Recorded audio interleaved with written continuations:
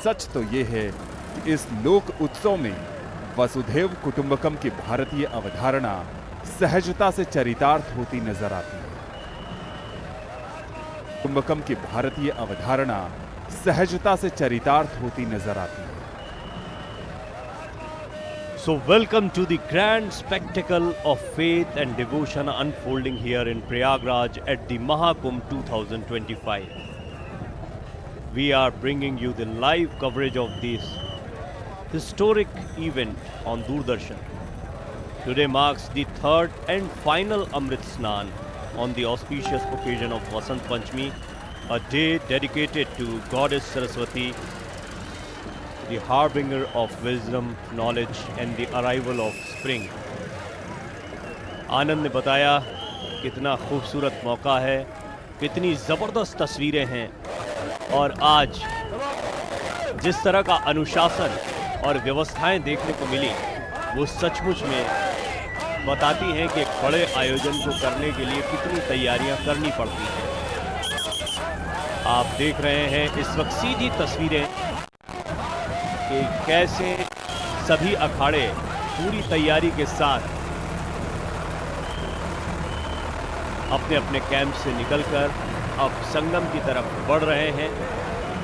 ये तैयारी स्पष्ट तौर पर बताती है कि आज अद्भुत दृश्य आपको बहुत जल्दी ही देखने को मिलेंगे। उस स्नान के जिस स्नान के लिए देश भर से बल्कि विदेशों से श्रद्धालु बड़ी तादाद में संगम के किनारे पहुंचे हैं।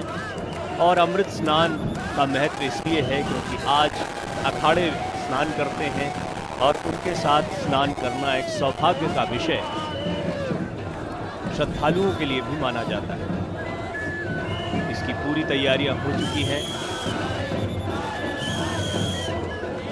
सभी अखाड़े पंक्तिबद्ध होकर अपने चिन्हित और निर्धारित समय पर संगम की तरफ बढ़ेंगे।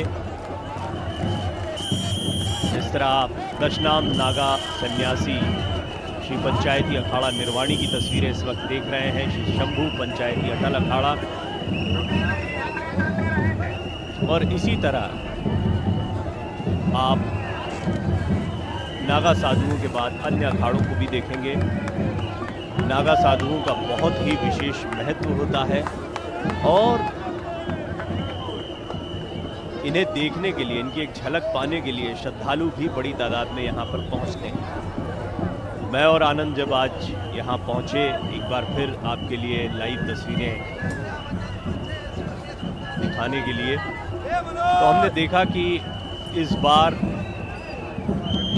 कुछ व्यवस्थाओं को और बेहतर किया गया है।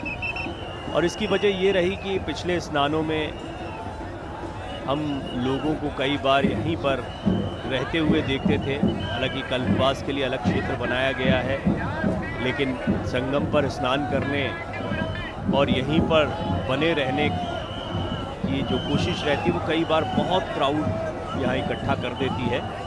लेकिन इसमें काफ़ी कमी आई और काफ़ी जगह आज खुली देखने को मिल रही है संगम क्षेत्र पर।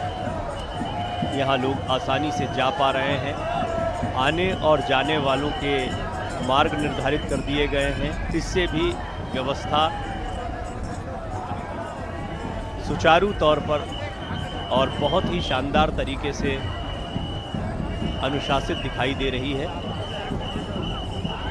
आज देखिए कितने सुंदर नज़ारे आपको देखने को मिल रहे हैं। वसंत पंचमी का दिन बहुत ही महत्व का है। माँ सरस्वती की उपासना का दिन, विद्या की देवी सरस्वती और उनकी उपासना कल से ही जारी है। कल ही वसंत पंचमी की बहुत बधाइयाँ आपने दी होंगी, आपको मिली होंगी। लेकिन हमारे यहाँ जिस तरह सूर्योदय की तिथि को महत्व दिया जाता है, इसीलिए आज स्नान की ये तिथि निर्धारित है। और हम देख रहे हैं कि रात भर यहाँ स्नान चलता रहा है, क्योंकि पूरे समय को एक महत्वपूर्ण समय के तौर पर यहाँ लगातार माइक और स्पीकर्स के ज़रिए भी बताया गया। सभी से ये भी निवेदन किया गया कि जो जहाँ पर है वहीं स्नान करें। और ये बात सही है कि हम लोग संगम न्यूज़ पॉइंट से आप तक ये तस्वीरें पहुंचाते हैं इस जगह पर, क्योंकि साधु सन्यासियों के लिए निर्धारित चिन्हित एक जगह होती है और ज़्यादातर श्रद्धालु इसके आसपास आते हैं। जबकि हम जानते हैं कि संगम, चाहे वो अरेल से तस्वीरें हम आपको दिखाते हों या झूसी से या किसी भी क्षेत्र से दिखाते हों, इस पूरे क्षेत्र के सभी घाट उतने ही पवित्र हैं और श्रद्धालुओं से ये निवेदन किया गया है कि उन्हें जो भी नज़दीक का घाट दिखे वो वहाँ पर स्नान करें। महामंडलेश्वर और अलग अलग अखाड़ों के प्रमुख अपने शिष्यों के साथ स्नान के लिए आगे बढ़ते हुए हैं।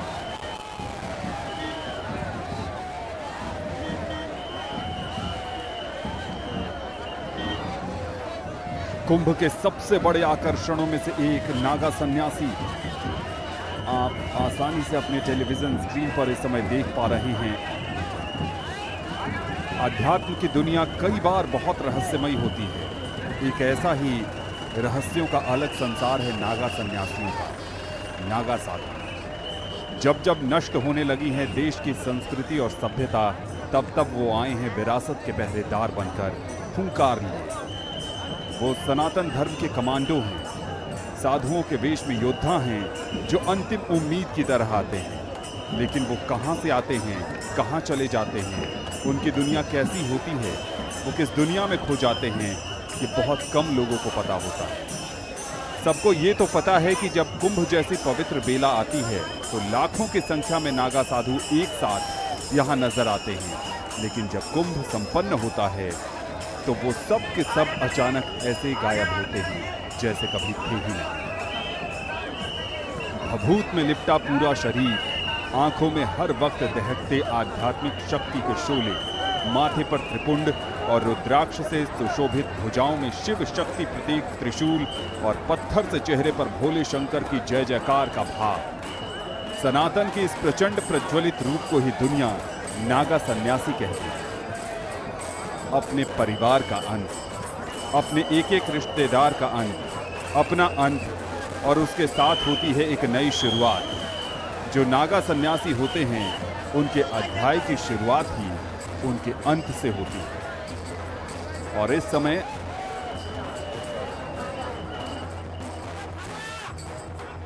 महानिर्वाणी अखाड़ा अपने पूरे वैभव के साथ आगे बढ़ रहा है, जहां छत्र हैं, चवर हैं, रथ है, आकर्षक सज्जा है और उस पर विराजमान हैं आचार्य महामंडलेश्वर, उनके आराध्य, उनके इष्ट। और कुंभ में जो परंपरा है वो ये है कि हर अखाड़ा सबसे पहले अपने निशान, अपने इष्ट देव को पवित्र जल में डुबकी लगाता है, एक सम्मान है। और उसके बाद वहाँ के महामंडलेश्वर, महंत, संत और बाकी अखाड़े के सदस्य अमृत स्नान करते हैं। युवाओं की बात करें तो इस पूरे महाकुंभ 2025 में हमने देखा है कि युवा बढ़ चढ़ कर हिस्सा ले रहे हैं। वो युवा जो देश का भविष्य हैं, वो युवा जो भारत के बेहतरीन वर्तमान में अपनी रचनात्मक भूमिका निभा रहे हैं। उस युवा पीढ़ी को कुंभ से बहुत कुछ सीखने, समझने और जानने का अवसर मिल रहा है। कहते हैं कि अगर आपको भारत को जानना, समझना है तो कुंभ से अच्छी शुरुआत नहीं हो सकती है। यहाँ आपको एक लघु भारत नजर आता है, विभिन्न संस्कृतियों का मेल नजर आता है और एक भारत श्रेष्ठ भारत का शानदार उदाहरण है ये कुंभ। अलग अलग राज्यों के लोग जब एक जगह मिलते हैं तो संस्कृतियों का आदान प्रदान होता है, विचारों का आदान प्रदान होता है। और यही कारण है कि इतिहास के पन्ने पलटने पर हमें पता चलता है कि कुंभ में कई ऐसे ऐतिहासिक निर्णय लिए गए हैं जो सनातन को संवारने में, सनातन को आगे बढ़ाने में बहुत अहम साबित हुए हैं। और ये साज सज्जा आपको ये बताने के लिए काफ़ी है कि उत्साह कितना है और सदियों पुरानी परंपरा को आधुनिकता के सांचे में ढालकर उसकी गरिमा को बनाए रखते हुए एक नए स्वरूप में आगे ले जाने का जो जज्बा है वो अनवरत जारी है। अपने अपने आराध्य, अपने अपने आचार्य गुरु के कटआउट्स भी हैं, निशान भी हैं, ध्वज भी हैं, छत्र भी हैं, चवर भी हैं और उसके साथ साथ आस्था भी है। कहते हैं कि जहां विज्ञान के तर्क समाप्त होते हैं, आस्था वहीं से शुरू होती है। 4 बजे के सुबह का समय, कड़कड़ाती सर्दी और उसके बावजूद आस्था का ये सैलाब अपने आप में सब कुछ बयां करता नजर आ रहा है। हालांकि मौसम बदल रहा है और वसंत पंचमी का यही महत्व भी होता है। और ये देखिए कितना शानदार हमारा हिंदू पंचांग होता है, जो बिल्कुल जब जब जो तिथियां आती हैं तब तब आप मौसम में उस बदलाव को महसूस कर सकते हैं। बिल्कुल ठीक, कड़ाके की ठंड है, लेकिन ठंड का वो प्रकोप भी काफ़ी कम हुआ है जो इससे पहले के दिनों में हम देख रहे थे। So let's talk about Vasant Panchami. It's the auspicious day of Vasant Panchami, where we are witnessing this third and final Amrit Snan. Vasant Panchami marks the onset of the spring season in India. This vibrant festival is celebrated with the great enthusiasm and reverence, signifying the triumph of light over darkness and the arrival of warmth after the chilly winter months.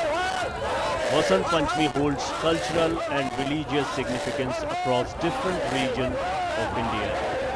It falls on the Hindu calendar's 5th day of Magh month, usually in late January or early February. The festival is dedicated to the goddess Saraswati, the epitome of knowledge, wisdom and the arts. Devotees seek blessings from Saraswati to gain insight, intellect, and creative inspiration.